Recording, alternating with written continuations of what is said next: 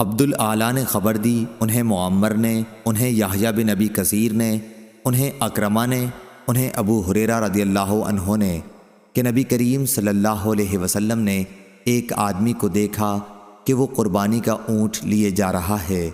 آپ نے فرمایا کہ اس پر سوار ہو جا۔ اس نے کہا کہ یہ تو قربانی کا ہے، تو آپ نے پھر فرمایا کہ سوار ہو جا۔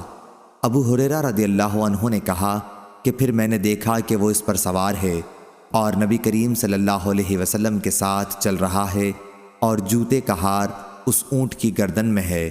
اس روایت کی مطابقت محمد بن بشار نے کی ہے، ہم سے عثمان بن عمر نے بیان کیا، ہم کو علی بن مبارک نے خبر دی، انہیں یحییٰ نے، انہیں اکرمہ نے اور انہیں ابو ہریرہ رضی اللہ عنہ نے نبی کریم صلی اللہ علیہ وسلم سے مثل سابق حدیث کے۔ صحیح بخاری حدیث نمبر 1706۔